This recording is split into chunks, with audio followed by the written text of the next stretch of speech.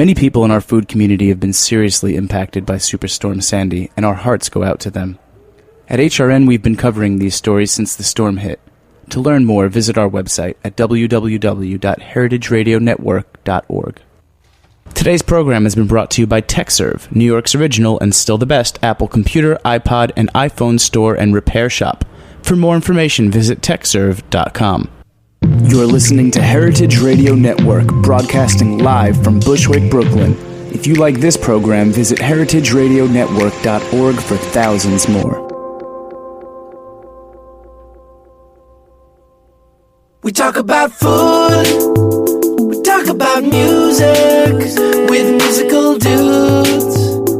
Finger on the pulse, snacky tunes.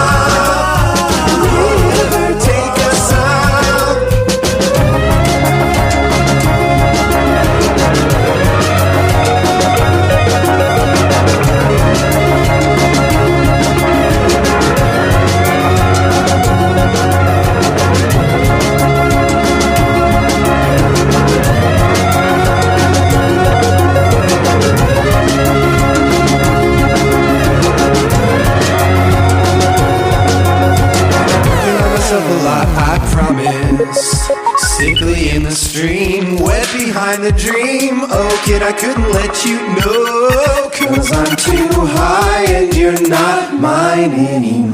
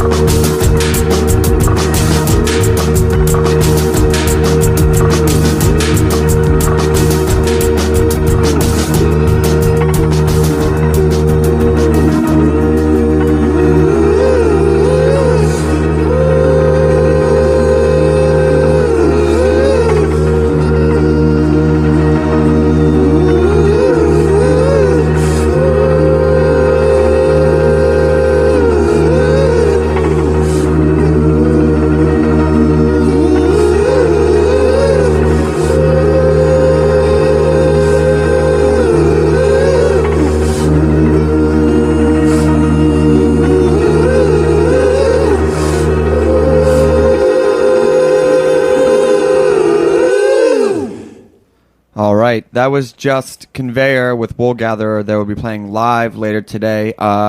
Welcome to Snacky Tunes. I am one half your host, Greg Bresnitz. Darren Bresnitz is on his hiatus. What up, dude? And Joe, our dog. It's been a few weeks since we have been here.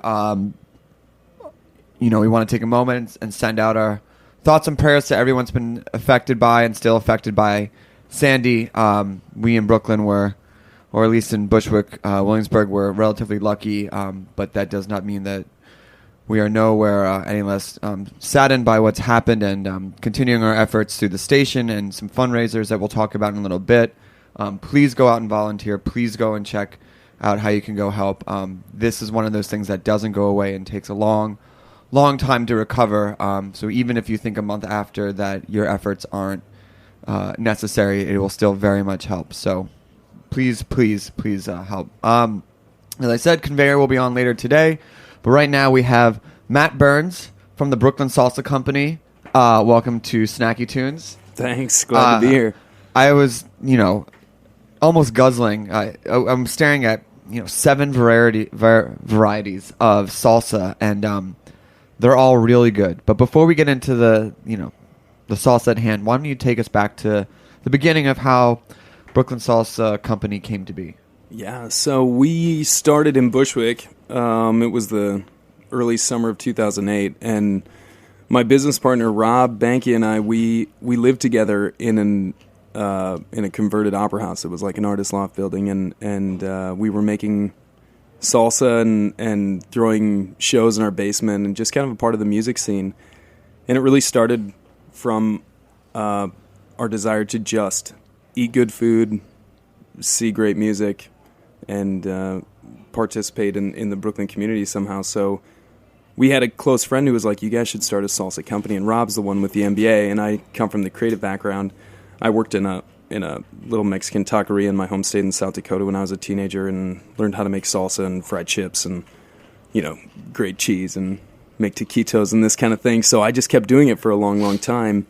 And a close friend was like, you guys should start a salsa company. And we looked at each other. We're like, actually, we should do that. I like how you put grating cheese on the same level as making salsa. Yeah. It's like I would put them at different skill sets. That's just me. Sure, that's just sure. me. Yeah, well, in the back of a Mexican restaurant, it's like get these things done. Right. Free chips and salsa for every table. Right.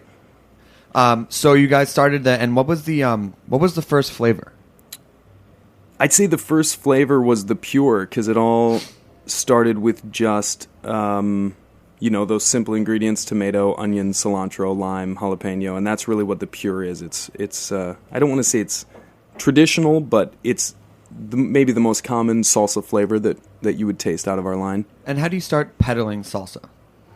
So we started peddling salsa first on our bikes. We were doing literally peddling it on our bikes. Yeah, we bought a chip fryer.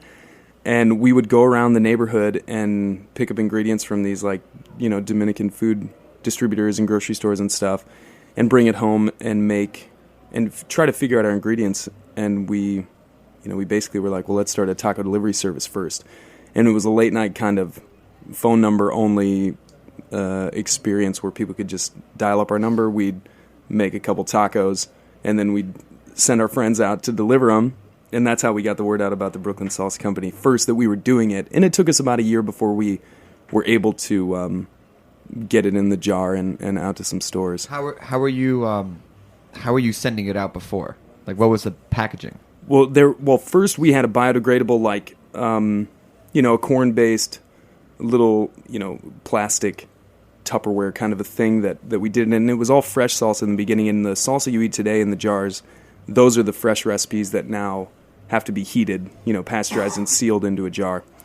And when we were doing the taco delivery service, you could order a vegan taco, but your choice was the salsa flavor. So say I'm going to get the tropical, and it would be the same taco for every one, but you would choose your salsa. So the taco really was just more like a vessel for your condiment. Exactly. You were vegan. Yeah, for a long time. Which is, really amazing that, I feel like we've always contended on this show that meat is amazing, and don't get us wrong, but coaxing flavors out of vegetables is like a whole other world. We had a kaijitsu this past weekend, which is like one of the best vegetarian, almost I would say vegan restaurants I've ever eaten at. Just like ancient art of just cooking flavors out of vegetables, and all of the stuff here is so flavorful. And it it's just all kind of vegan, like yeah. slaps you across the tongue. That was something that we wanted from the very beginning. We wanted a full vegan line. We never talked about a cheese dip or, expanding into anything strange. We want to play with vegetables and their flavors. And a lot of what we do is using fresh lime juice to bring out the elements. And that's Mexican food, period. Just a lot of lime juice and, ingredients like cilantro, sea salt, things like this that make flavors pop. One of the difficulties, I think, for a lot of Brooklyn Bushwick companies is, they get to this kind of level of, they reach local iconic status, but then it's sometimes hard to cross over. How did you get out from, like, the Brooklyn Bushwick area and kind of expand to, which is now a national chain? Yeah. It's really a good question because it's something that's facing a lot of the members of this, Brooklyn food movement is how do you take your idea, this thing you love to make in your kitchen, maybe a recipe that your mom had or, an idea that you've got with your friends, how do you take it to the next level? And for us, after we went through our, preparation stage, how are we going to do this, using Google, trying to figure out, okay, how do we put it in a jar? How do we seal the jar? What kind of preservation is needed? Well, luckily for us, we found out it was just lime juice. But then it was, okay, how do we make this and get it out there and hustle it? And so in the very beginning, it was just us in the kitchen making it, blending it, and then we would do it at shows and stuff. But we knew that we couldn't sell that product into grocery stores. So when we went to, kind of more mass production where we would do a lot at one time. Like I think the very first time we made our salsa in a jar, we made 1,000 jars of each flavor because we wanted to concentrate our efforts so that we just focus on one flavor, make as much as we could of each one, and then once we had it, head out store by store, say, hey, we're in the neighborhood. But how did you get into store? I mean, did you proved that it was pasteurized and that it was safe and could sit on the shelf? Exactly. Well, things like, the nutritional information on the side of a jar. Well, how do you do that? Where do you get that? We worked with Cornell University. And how did you approach them? We just called them up, and they've got a food research lab there that can do a lot of those early things. Understanding what your pH level is, what does it take to seal it, what are the steps. It's called a scheduled process that you need, and that is kind of the scientific formulation of how you make the recipe that you would do at home into a shelf-stable packaged something that you could sell out into the market. Did you have to pay them, or did you work with students? Or? Yeah, you do pay them. Do you mind sharing how much it is? It's only a couple $100. It's not bad. Really? Oh. Yeah, it's not like you don't have to pay them $10,000 to get this information. So it's not that difficult to go from something that's successful in your kitchen to coming up with a recipe that you could produce on a mass scale. Yeah, it's not difficult to do that at all. What's difficult then is to assemble the ingredients to really start selling it. So, for instance, a lot of the food vendors who get started, at a place like the Brooklyn Flea or Smorgasburg or anywhere else that people are starting to sell their own condiments, on a week-by-week basis, if you can do it out of a commercial kitchen, you can rent those for $40 an hour, and you can really make some stuff. But then how do you take it to that next level where you sell it into stores? Well, you have to figure out a way to make a lot more in a more concentrated amount of time. So if you focus on one thing for a weekend, for 2 days straight and make as many as you can, and then you have 500, jars of salsa, then you start to say, well, all right, for us, our salsa is good for about 2 years. So we have that amount of time to go out and find ways to sell it. So starting to talk to distributors. But really, when you're getting started, for us, it was store by store, talking to the manager, saying, we'll drop it off ourselves. And for, I think, the first, we've been a company for 2.5 years now selling our salsa, but for the first over a year and a half, every single store that sold us was us driving it there. And how did you find distribution? Well, partially we reached out, we knew we wanted to get into distribution network so that it could spread, and we knew that we weren't going to be able to take it really outside of the city on our own. And at the same time, just by setting us up at flea markets and things, people started to hear about it, getting early press, and so some contacted us, we contacted some, and now it's a constant game of well, how do we continue to expand our reach? All right, well, let's take a quick musical break, and then we're going to talk about some of the flavors, including the 2 new ones, Salsa Power, Lifestyle, Micheladas, and all things Brooklyn Salsa Company. I just want to let you know that tomorrow is the release of the 3rd Snacky Tunes live comp, which you'll be able to get for free. You can head to the heritageradionetwork.org or FOTPNYC.com tomorrow. The link will be live. It'll be a free download. And tomorrow night, we are hosting a hurricane benefit party over at Cameo. All the money and proceeds will go to the Red Hook Initiative, 10% in the bar as well, so drink up. It's at Cameo Gallery on North 6th and Wythe.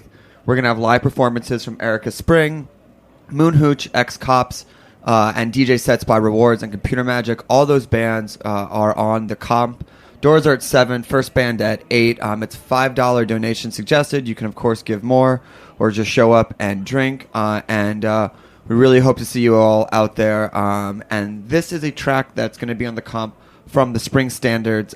You are listening to Snacky Tunes.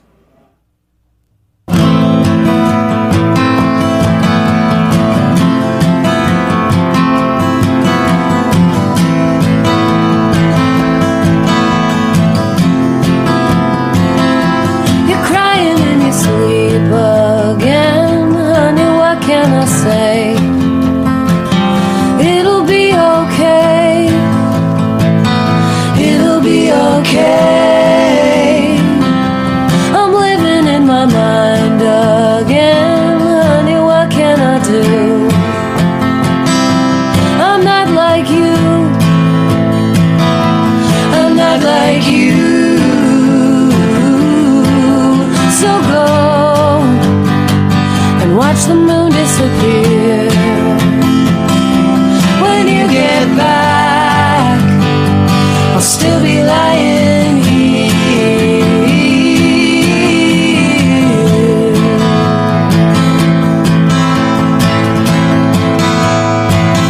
You're the only one I want again, honey, what can I say?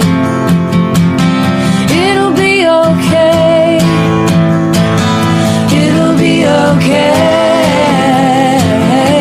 I'm sorry that we're here again. Honey, what can I do? I'm not like you. I am not like you.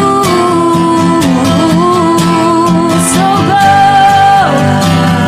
and watch the moon disappear. When you get back, I'll still be lying here.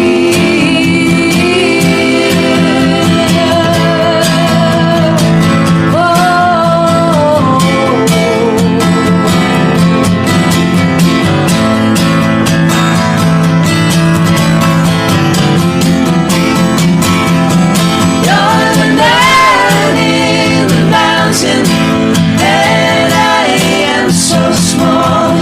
You're the bear in the winter, I'm a tree in the fall. You're the bear in the winter, I'm a tree in the fall.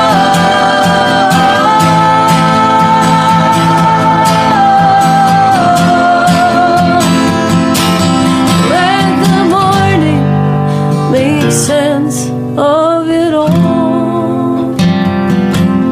Let the morning make sense of it all.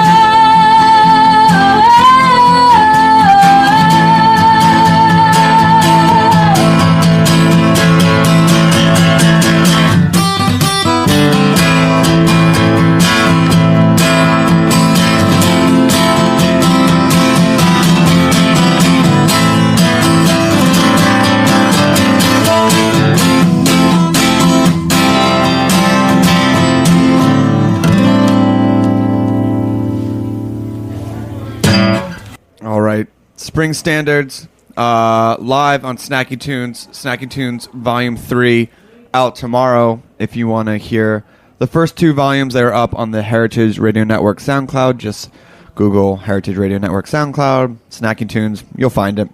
Really, really proud of this comp. On the show, we are back with Matt Burns.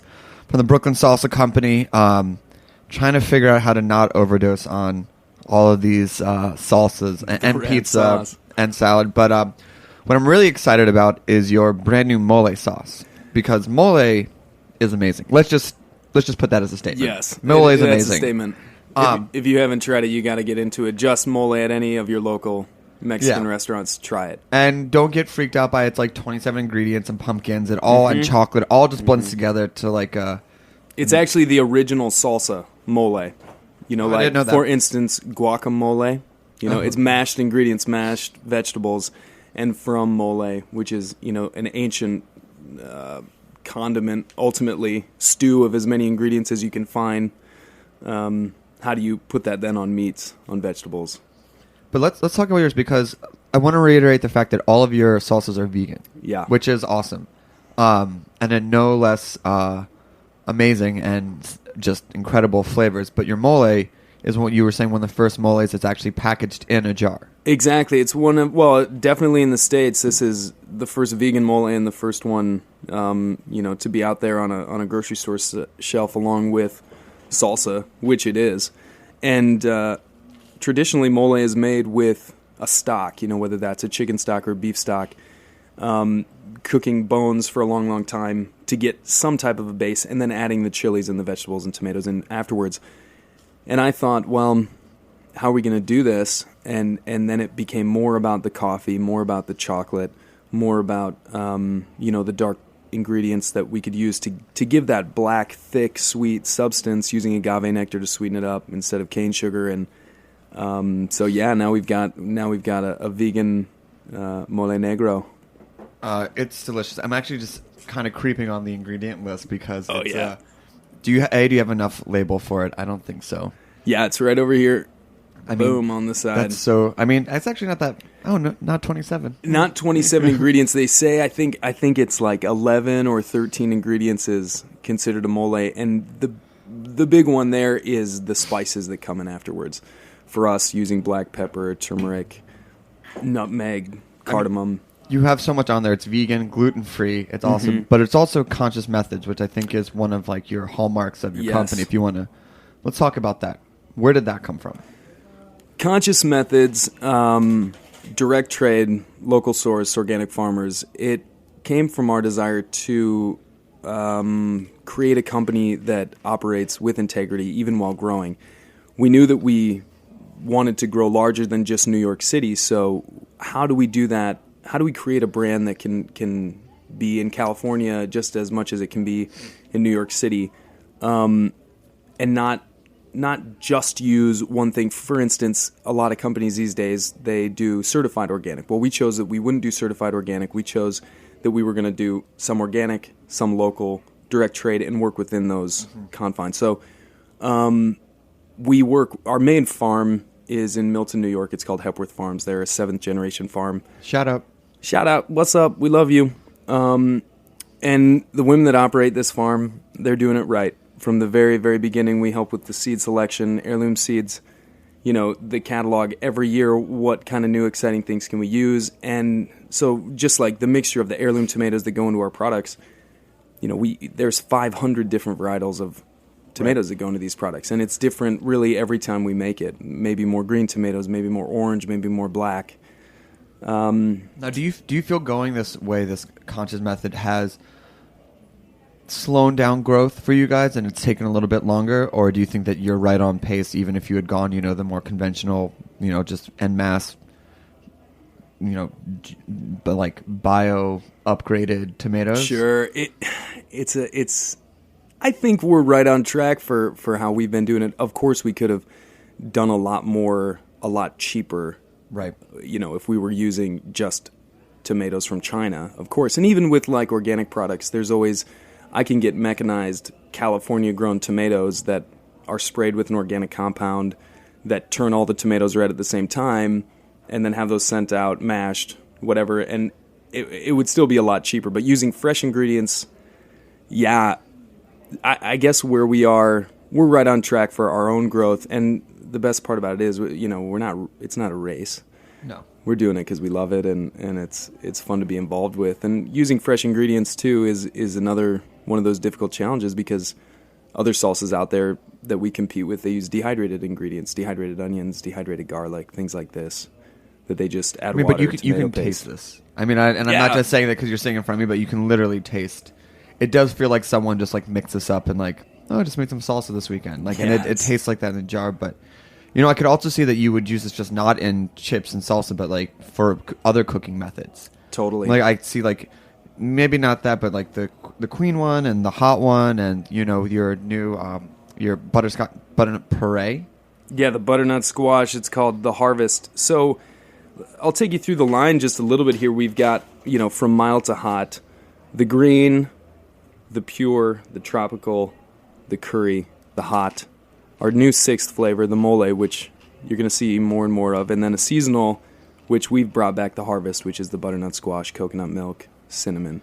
I mean, I just see throwing some rice in this or some noodles or anything like that. Because it's not, I mean, for those who have not had it, it's not chunky. It's a puree. Mm-hmm. So it's like not like you're dealing with all the other, which is good. Well, we call it taqueria style. It's a smooth blend, which is the way it would be done in a downtown Mexico City little local shop. They'd throw their fresh ingredients in a blender, whip them up, take them out. And all these recipes, like I said, these are our fresh recipes, just jarred. Gotcha. So, final question is, what's next for you guys? Like, what's on the horizon? Well, next summer we're going to bring out a chunky line. Oh. People have been asking for it, and we're thinking, now's the time. The Brooklynites demand it. Totally. So we're calling that the Chunk, and it's going to be a line of I think we'll probably start with 3 of them and bring those out in the spring and see what people want. And we've just started selling our salsas into the Barclays Center in the VIP suites out there. So if you're ever out partying with Jay-Z and the NBA crew, get some BK salsa at the Barclays Center. How did that happen? They're doing it right over there. They're bringing in local food companies. That's amazing. And I bet the fact that you have Brooklyn in the name doesn't hurt because they're like all things Brooklyn. Exactly. All right. Well, do you want to give us the nuts and bolts where people can find you, where they can find their local retailer? Totally. We're sold in Whole Foods. We're sold on Fresh Direct if you like to do your groceries that way. Citarella, D'Agostino's, Fairway Market. A lot of the local smaller stores. You can find us in a great many places. Amazing. And website? bksalsa.com. We're on Twitter and Instagram at bksalsa. Awesome. Take the lid off there. All right, man. Well, thank you for joining us. We have a couple more tracks from the Snacky Tunes Live Volume 3 comp. This is Reggie Watts, followed up by Wallpaper, who you all know wrote our theme song. Comp is out tomorrow. Release and Hurricane benefit tomorrow for Red Hook Initiative at Cameo Gallery. This is Reggie Watts with the track Internet Radio. This is a song that I did a long time ago. And this is about people who have a difficult time adjusting to where they could go and where they could be. So, without further ado, I think I'll take a chance to do this.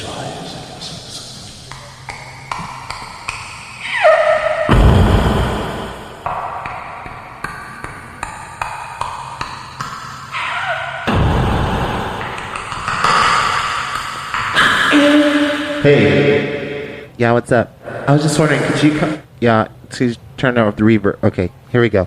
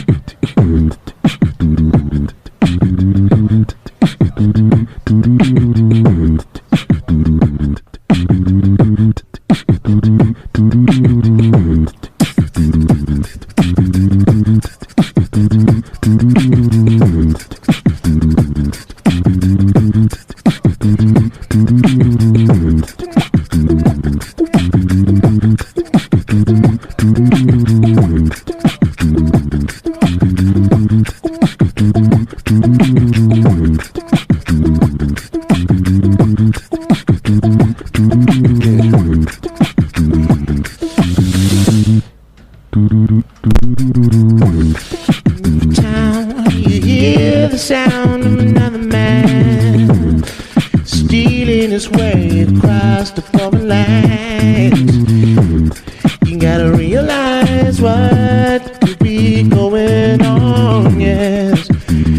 give yourself a little bit of chance to know, yeah. And if you wanna take anything you don't know, yeah. 'Cause if you wanna take anything you don't know, yeah, yeah. If you wanna take anything you don't know, yeah.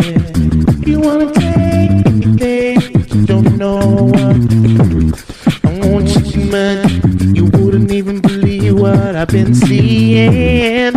So many people trying to make it all work all night long, yeah. But if I do the worst and make things better, isn't the negative just as important as positivity? Yeah, yeah, yeah. You wanna take anything you don't know, yeah.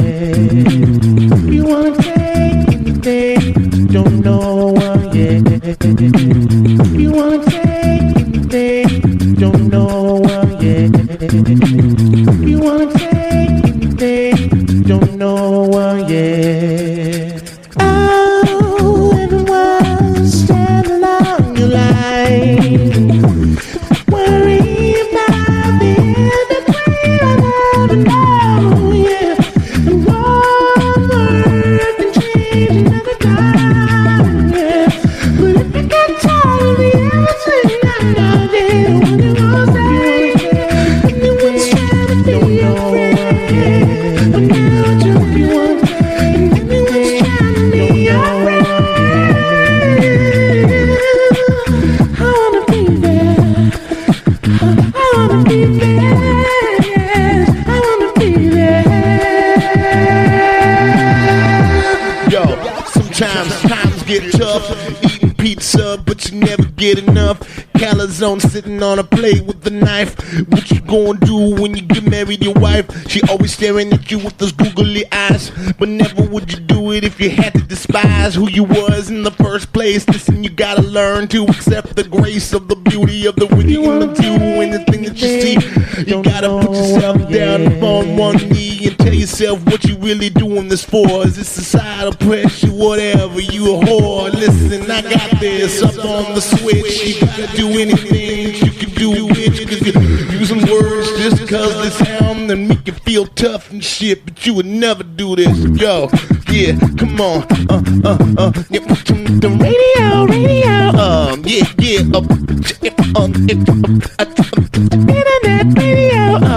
internet, radio, internet, radio. What you gonna, what?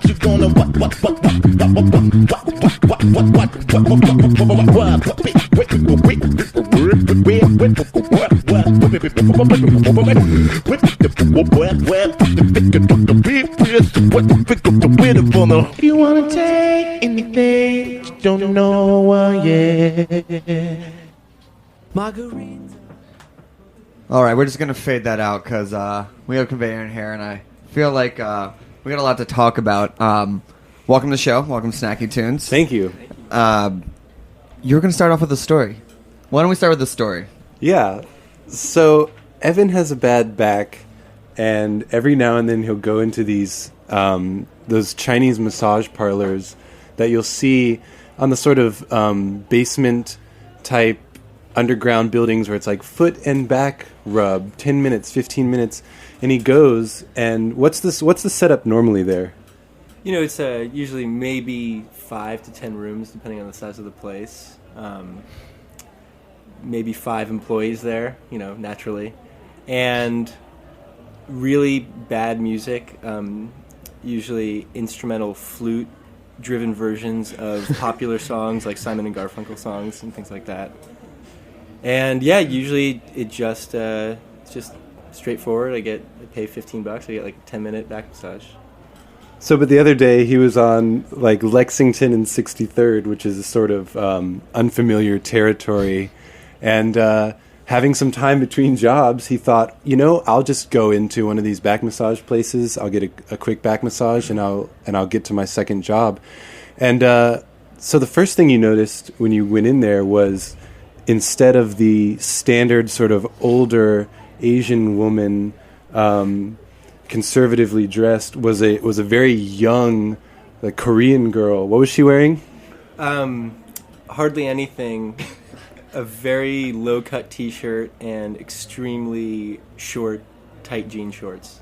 So, but you asked her for a back massage, and she took you. What did she say? She took you to a bathroom. Well, yeah, I walked in and I said, confused. Like I was already confused, but too disoriented to make sense of my environment or put it all together. And so I walked in and I said, "Back rub," and she said, "Bathroom," and I said, "No, back rub." And then she still was convinced that I was saying bathroom, so took me to the bathroom so quickly that I was still unable to like communicate what I really wanted in that moment. So I was just standing there at the bathroom entrance with her, and yeah, and so it took until 3 other young Korean girls dressed exactly the same came into the room, and for the main girl to say 1 hour $70 for Evan to realize that he'd walked in on a Korean prostitution ring. Wow. Yeah. And so oh, there's a so. Okay. Well, no. I mean, yeah, so I walked in and I was trying to I didn't want to well, first of all, I didn't have an hour to spare. Oh, that's the first thing. The first thing. So, but before I put it together, I was like, "Oh, I can't be here for an hour." And she's like, "No 30 minutes, just hour, $70," which is like significantly more expensive than I've seen massages at other places in the city. And then you were on 63rd in Lexington. But yes, I was so naive. I didn't put anything together, any of that together at the moment. And once she said that, she stuck to the hour. Then it hit me. I was like, "Oh, I need to get the fuck out of here. I'm in a a prostitution center. Center? A center for prostitution. Center for prostitution. Yeah, brothel, if you will. But so they're still out there. Right in the heart of Manhattan. How did the interaction go when you left? Were they angry? No. Once it happened, once I realized what was going on, I was just like, "Oh yeah, I need to get out of here." So I said, "All right, thank you," and then I just walked out the door, and I was so confused for a minute, and felt How's your back? It still hurts. Okay. Well, Conveyor, welcome to Snacky Tunes. I really appreciate you guys being here. Let's take it back. Let's go to Gainesville. Yeah? What do you miss about Gainesville? The swamp. And I don't mean the football stadium. Although I miss that, but that's not what I'm talking about. I mean the humidity and the alligators. You really miss that? Yeah, absolutely. I mean, you're wearing a sweater and a beanie, so I'm just curious. Like, you look very adapted to like a northern cold. Well, yeah. This is pretty fashionable in Gainesville too, though. You know, it's kind of it's college town. How did you guys make your way from Gainesville up to New York? By car. Personally. We each moved up here either for work or for school, and being the musicians that we are, we were hungry to put together a band when we moved up here. And since we all knew each other from Florida, it was easy to get it rolling. And so you guys didn't come up together in Gainesville. You formed here just independently? Correct. Mm-hmm. What year was that? That was at the sort of winter 2010, 2011. Like, we were all holed up in our apartments. That was a really bad year for blizzards, I think. I remember. Yeah, and that's when we got things going.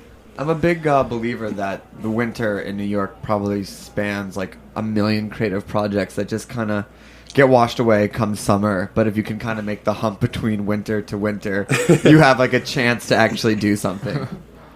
Speaking of anything, let's hear a song. Yeah, we're gonna play a song called Maine. M-A-N-E. Yeah, you have two spellings, right? Yeah, we have an A side and a B side of the same 7-inch, Maine and Maine. The former being the song we're about to play, and the latter being spelled like Maine the state. Okay. This is not Maine the state. All right, Conveyor live on Snacky Tunes.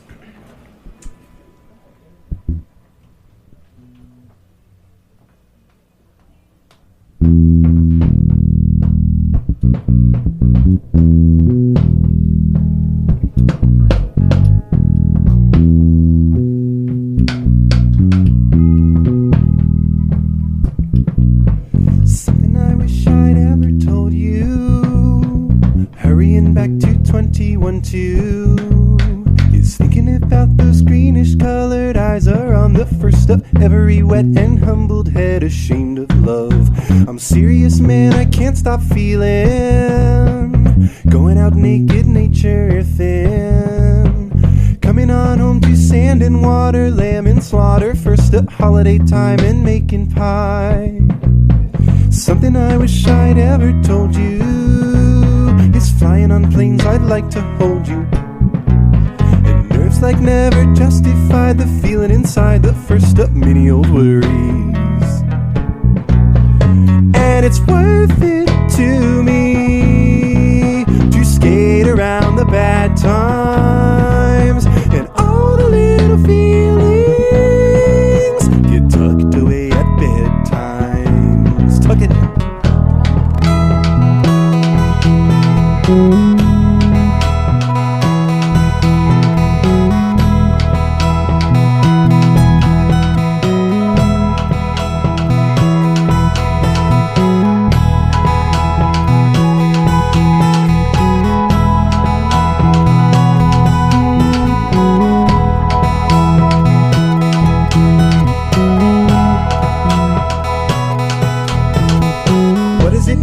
Take someone's heart, and how do I dare not take it apart? 'Cause thumbs and knuckles all are white with innocent spite, the first up typical sign of dark night. What do I say if taking my time means rushing all the wrong things? I'd rather you take my mane and deal with the bucking and fucking up again, because it's worth it to me to skate around the bad times. All the little feelings get tucked away at bedtime, and I never really would think about tomorrow. 'Cause gurgling and reeling, I'd while away and drown in maple sorrow, autumn breast of fall. I wish I ever told you I'm serious, man, I can't stop feeling. Hurrying back to 21 2. Going out naked, nature thin. Something I wish I ever told you. I'm serious, man, I can't stop feeling. Hurrying back to 21 2. Going out naked, nature thin.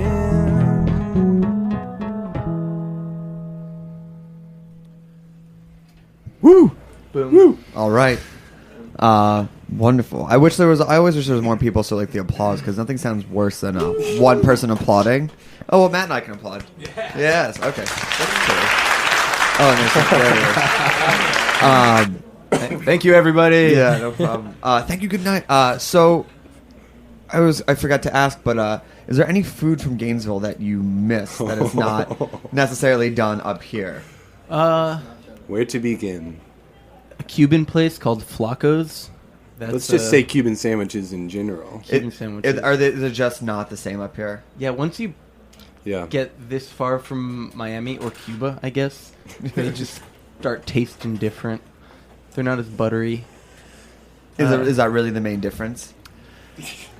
I feel like the Cuban sandwiches down there, they were just like, they were drippy and sloppy and decadent and delicious. And here they're like, the Cuban sandwiches up here are like, they have a gourmet sort of very clean cut, like sprig of arugula on the side sort of feel. Yeah. My friend was teaching me some Spanish dishes, and I was like, "Are you sure that's how much olive oil we're supposed to use?" And she was like, "Americans always say that. They always say it looks like it's too much. This is how our dishes are made. It just looks swimming, and that's why it tastes so good. You just need to deal with it." And I'm guessing it's something similar to. You'll worry about the health effects later. Yeah, I mean, is there anything else besides Cuban sandwiches that you guys? Evan. I mean, there was a Mexican restaurant there. I mean, but there's plenty of that in New York, to be fair. Yeah. Yeah, barbecue as well. But my favorite place was La Tienda, which is just a great Mexican restaurant. Really, what was your thing there?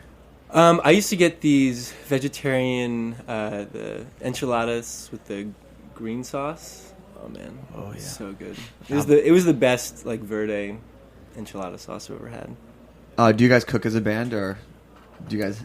Yeah, we've been trying to cook more and more. I really love to cook, and I had gotten out of the habit, but during the hurricane, we were stuck inside, so it took a hurricane to motivate me to start cooking again, and Alan and I were enjoying cooking a lot of things throughout that week. So, but yeah. What was the highlight? Hurricane highlight.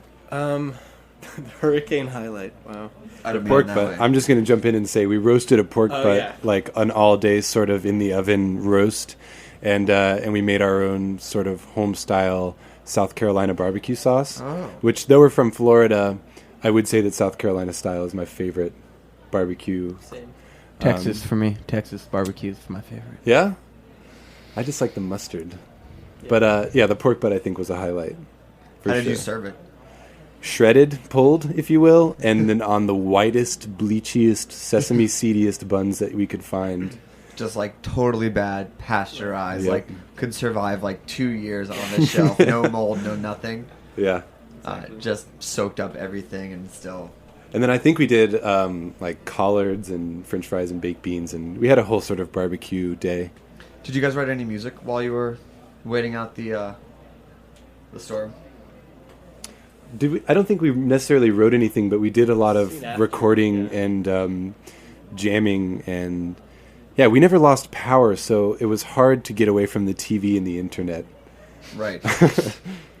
I mean, it was. We were commenting earlier that like I also live in the area, and like you would never know here that a few miles away, like except for the TV, it was like devastation and still devastation. But for the thing is just like it's crazy how just depending on your elevation in the city, it didn't really it changed so much. Yeah, which is crazy. So you guys have a new record. Newish record. Mm-hmm. We'll say July is still new. Yeah. New record. Out and how did that come to be? From making your own EPs and everything to finding a label. Well, the story of finding a label. Go. Well, I wasn't even there when we were introduced to Paper Garden Records, but we put out a couple EPs and singles and whatnot on our own, and then I guess played a CMJ show where we met the wonderful folks of Paper Garden Records, and we gave them one of our bright orange vinyls that caught their attention. They gave it a spin, and the rest is history in the making. That's it? It's just that simple? I mean, we shared a lot of beer and conversations.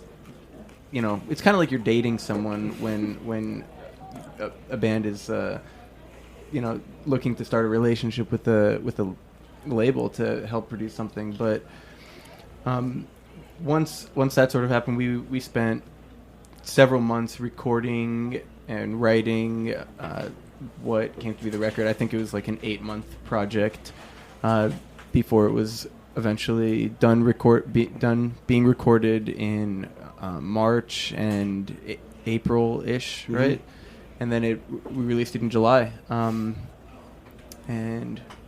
which I think speaks to our sort of mentality with regard to releasing music, because that's so quick. The more I think about it, from like the day that we finished it and like locked it in until the day we released it was just like maybe 2 months time. Yeah. And I think as a band, that's just how we think. We're like, okay, this is done. We have to get it out there because we have to move on to the next thing. Mm-hmm. That's sort of what we're doing right now. We're working on the next thing. I mean, let's remind the listeners that you said you formed in 2010, 2011, so which is 2012. So it's really not that far back. Let's hear another song. Sure. This is going to be another song on the record called Muckraker.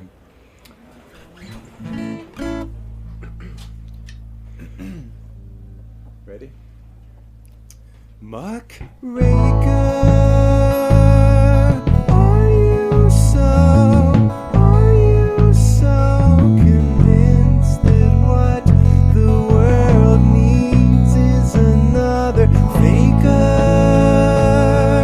Do you know that I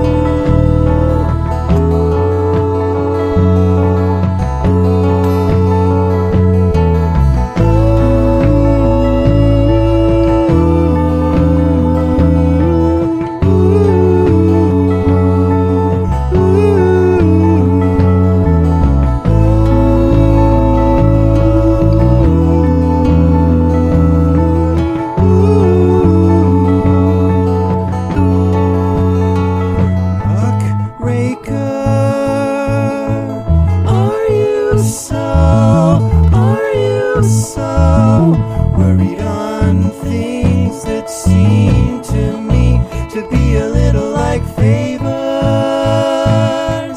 Even though my time is spent forgetting where and when I go.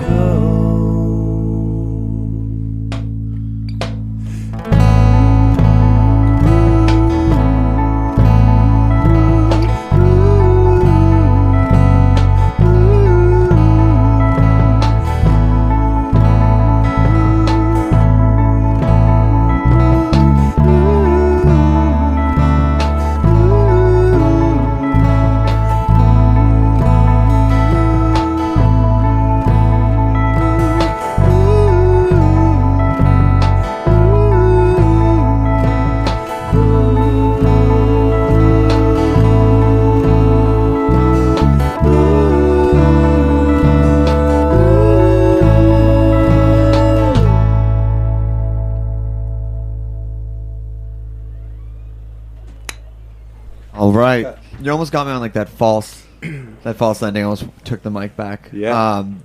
So good. Throw in a lot of gotchas. In our music. How many gotcha moments is this song gonna have? What's the average gotcha moment per song? I want to say like 3 or 4. Yeah, that was That was nothing. But even that one had some hidden gotchas. What's yeah, it just like? a meter in the verses is a gotcha. Oh, It really? gets us. It gets me sometimes. Really? You're like, I know I wrote this and I was there, but I keep falling for the same goddamn joke. So you guys are on to the next recording cycle, but I mean, have you taken time for tours? Been out on the road? For sure. Taken that car that took you from Gainesville to elsewhere? Oh yeah, well, we've upgraded to a 12-passenger van. So Very nice. We're Very nice. we're road ready. Did you guys head out at all this summer? Where'd you guys hit? Pretty much the entire month of July. Nice. We were circling the country counterclockwise. Okay, I got it. Yeah, from New York, counterclockwise. A little zigzagging, back and forthing. Any unexpected highlights? Fort Wayne, Indiana. Really? Yeah. I mean, Actually, this is a good story. So there's this massage parlor. Yeah, we make sure to try them all out. Yeah. I've never heard of Fort Wayne before, but it's a college town. I think they have like an art school there. And this was in the middle of the summer, the sort of like second week of July. And in New York, it was 108 degrees. In Chicago, it was 108 degrees. Elsewhere, it was 108 degrees, including Fort Wayne, Indiana. And It might have been 109. It was pretty hot there. it could have been 109 or 10. But it was so hot that day that the town had lost power, or two-thirds of the town had lost power. And we happened to be playing in the only bar in the 1/3 of town that still had power. So we roll up to this bar. I think Evan had a heat stroke in the back of the van because we lost our air conditioning that same day. And all of a sudden it starts filling up, and then 5 or 6 hours later at 2 o'clock in the morning when we're supposed to play, it's just like packed in there because people are trying to get out of the heat and not go to bed because it's too hot to sleep. And it was a great show. Yeah. That's so crazy. And did you have people come up to you? It's like, I came in because it was hot, but man, I'm really glad that I did. Yeah. And we played really late. We went on after 1 a.m. and it was still packed after we were done. Wait, what time do bars close in Fort Wayne? I want to say we were there till like 3 or 3:30. They were really rocking the AC. I think they had to. I think if they had shut it down, there would have been a riot. Right. So, like, I mean, did people kind of like sway when they watched you guys? Like, no one like was obviously jumping around, but they kind of were just like moving back and There forth. was actually more people jumping around at that show than maybe any of our other shows. Really? Yeah. Yeah. Did they doubled down on the heat? They were doing it in Fort Wayne. They were dancing. They were really Yeah. dancing. It was great. I mean, shout out to your booking agent. Who's your booking agent? Alan mostly. You guys still book all your own shows? We do. Yeah. Interesting. Why that route as opposed to a booking agent? It's a great question. It is a good question. I mean, there's really no answer other than it's the only option we have right now. Oh. Yeah, what do they... there's a phrase for that sort of thing. Not necessary evil, but it was like a necessity. It just necessitated that we book our own shows because I think at the time that we were planning our tour, Yeah, the album wasn't out yet. We hadn't even put our album out, so we still had a very low profile. But we knew that if we wanted to tour for 40 days, we were going to have to start booking it like 5 or 6 months in advance. So we just, Alan really took the lead and just started doing it on his own, contacting other bands in other cities. And then before I knew it, we were booking some like really nice venues and some really good sort of like radio appearances. And we did Day Trotter while we were on the road. Love Day Trotter. Yeah. Shout out. Shout out to Sean Mueller. I never met him in real life. We did NPR, or we were on NPR while we were on the road. It just it just blossomed into this really nice sort of homegrown tour. Now, did you take 10%? No, I did not. We'll talk afterwards. Right. But that's, I mean, and also like the thing about that is like you also own it in a way that you know the people. I mean, you know, it's tough, you know, from a band perspective. I always think like no one ever wants to talk money just because they like want to show up and like, oh, I don't know. But if you can kind of own that, it's like a much more experience because it's a long relationship. And like, that's why, you know, for like you and I speaking about booking this show, it's like, hey man, we've been speaking for a few months. Really happy to have you here. Yeah. You know, I kind of like that cutting out the middle person for as long as you can. As long as you can. Yeah. I'm not too anxious to do it all over again. Yeah, no, but it was a good experience. Yeah. And we kind of had to pay our dues, I think. You know, we had to prove that we could do that and we could support our whole tour on our own before people would give us a sort of credibility or time of day even to, you know, prove that when we go back we can do it again, if just as good, if not better. And don't get me wrong, I mean, I think that booking agents and PR people play a very important role, especially as bands get bigger and they just run out of time to focus on touring and writing music. But I think when bands are starting out, it's like so important just to connect with people and not have someone else do it for you, because no one's going to be more excited about you than yourself. Sure, yeah. And then you can hire in the people as like you get bigger. So, well, I want to thank you guys for coming, because I want to make sure we get one more song in. Want to give me the nuts and bolts of where you can buy the record, how to find you guys, how to hit up Alan so he can book you. Yeah. Boise, get at him.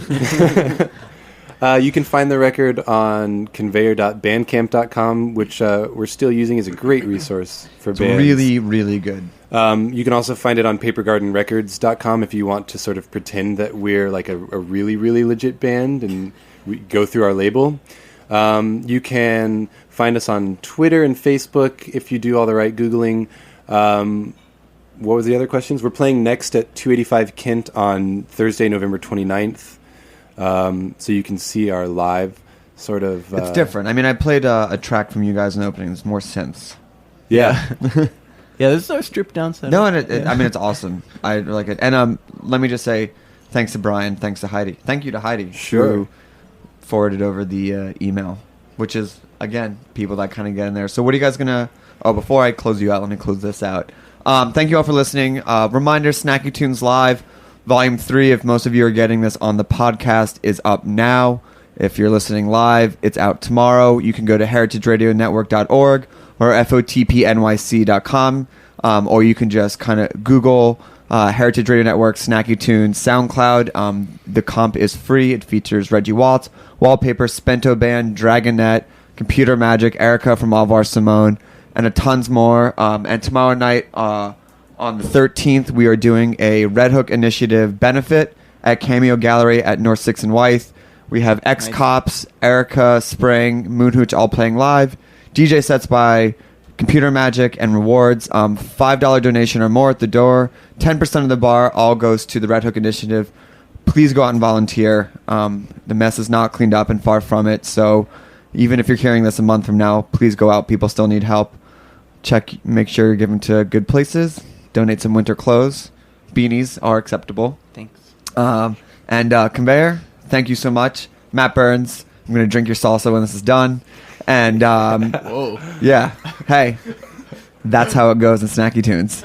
And we will be off next week, going home to Philadelphia to celebrate Thanksgiving. My mom was already making pies. And we will be back in a couple weeks with more episodes of Snacky Tunes. What are you guys going to take us out with? Speaking of moms, we're going to play a song that's about talking to your mother about sort of important things. So the song is called Mom Talk.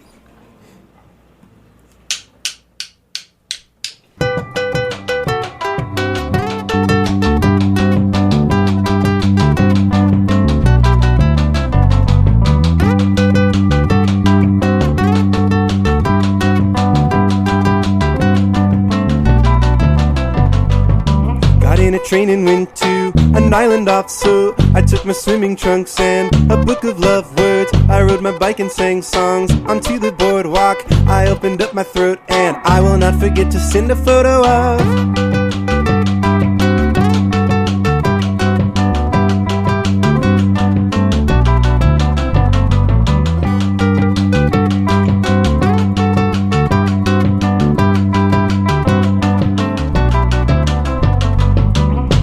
Car and went to a mountain peak, put on a packer jacket to walk a mile. I opened every throat and made love in nature. Said sorry son, it's gone away, we were not scared. I might have turned my phone off, I might have tried to, I might have hurt my ankle, I might have tried to, I might have eaten something, I might have tried to, I might have taken off, but heaven didn't come and I was earth and sun.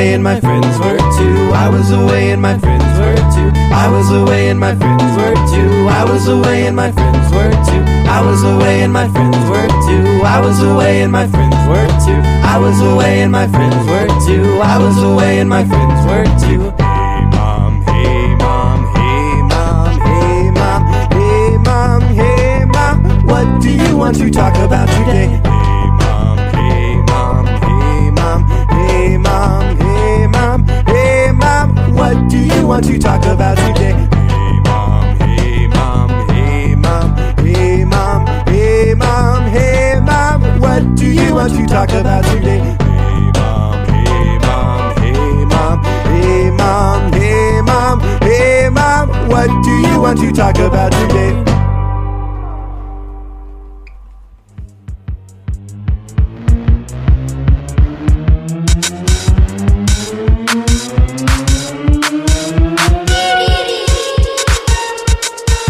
Thanks for listening to this program on heritageradionetwork.org.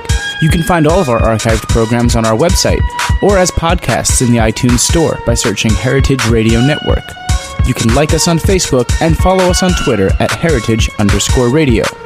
You can email us questions at any time at info@heritageradionetwork.org. Heritage Radio Network is a non-profit organization. To donate and become a member, visit our website today. Thanks for listening.